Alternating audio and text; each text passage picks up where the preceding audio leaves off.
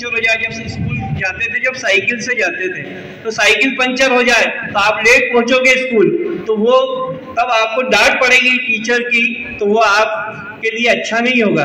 तो और उनके लिए एक प्रेरणा मैं ये देना चाहता हूँ कि वो समय पे अपना सब काम करेंगे तो कहीं पे भी उनको सर झुका के जो है अपना अपराध स्वीकार नहीं करना पड़ेगा। तो ये सबसे बड़ी प्रेरणा है मेरी ओर से कि आप समयबद्धता पे, और दूसरी बात अनुशासन। फादर एयरफोर्स में थे तो अनुशासन तो सबसे जरूरी तत्व होता है सेना में, वो बिना उसके अनुशासन के वहाँ कोई काम होता नहीं है। और बहुत कठिन परिस्थिति से हमारा जीवन गुजरा है हमारे भाई बहनों का। 4 भाई 4 बहनें, और उस समय इतने सारे होते ही थे। आज के ज़माने में जैसा छोटा परिवार है वैसा नहीं था। तो 3 सिस्टर की शादी हो चुकी थी और 5 लोगों का परिवार था, लेकिन कोई भी परिवार का जो मुखिया मुसीबतें आती हैं, और उन मुसीबतों को हमने, हमारे भाइयों ने, सिस्टर ने, 4-5 और हमारी मदर ने बहुत शिद्दत से निभाया भी है, उसको भोगा भी है। लेकिन हमने हार भी मानी। हमारे आसपास के लोग आए भी और उन्होंने कहा कि बेटा ये मकान बेच दो और चले जाओ वापस जिस गांव से आप तुम आए हो। तो मैंने उनको यही कहा कि हमारे फादर ने ये मकान इसलिए दिया था कि हम यहाँ पे रह के शिक्षा प्राप्त करें और एक मुकाम बनाए समाज में, और अपना मुकाम बना के कैसे भी हो उसके लिए कितने भी तकलीफ उठानी पड़े हार नहीं माने।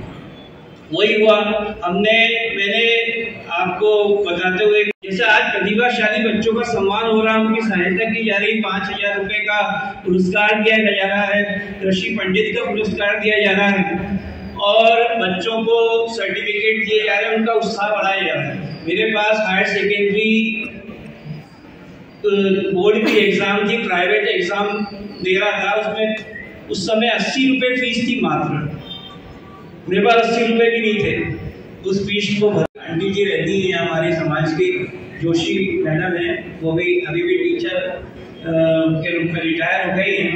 मेरे दोस्त की मदर है, तो मैं उनके पास चले गया, सोचा कि वहाँ 5 मिनट पानी वाली पी के चले जाएंगे उनसे मिलके। तो गया तो उन्होंने मेरे चेहरे से भाप लिया कि ये परेशानी में है। पूछा कि बेटा क्या परेशानी है? मैंने उनको बताया कि आंटी जी मेरे पास ऐसी स्थिति है। तो उन नेक महिला ने, मेरी आंटी जी ने तुरंत 100 रुपये दिए और कहा कि बेटा ये 100 रुपये रख। तो मैंने उनसे कहा कि मैडम कि आंटी जी मुझे 80 रुपये ही चाहिए, 100 रुपये की आवश्यकता नहीं है, क्योंकि मेरे को 80 रुपये फीस भरनी है।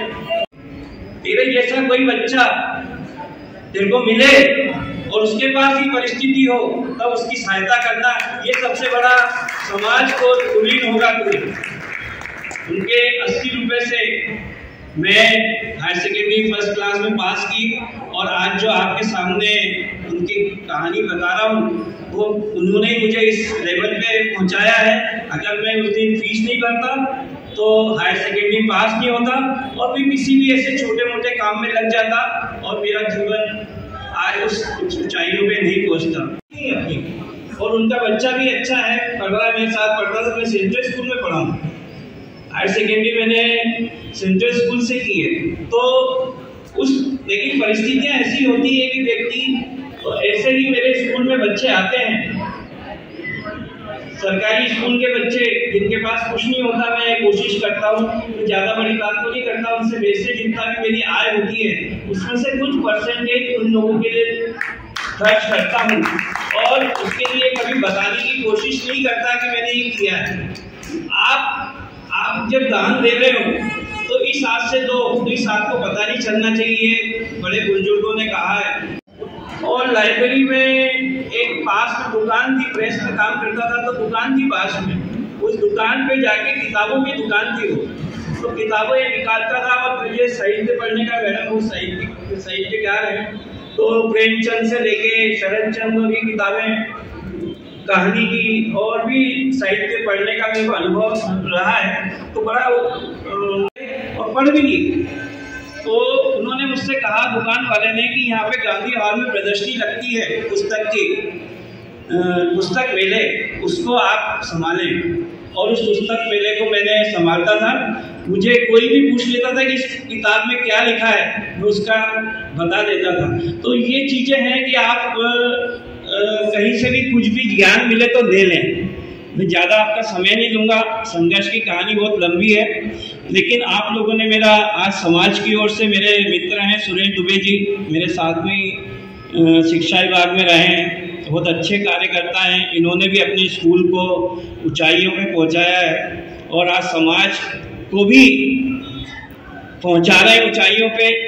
मेरे सम्मुख सभी एक से बढ़ के एक गरिमा व्यक्तित्व वाले बैठे हैं।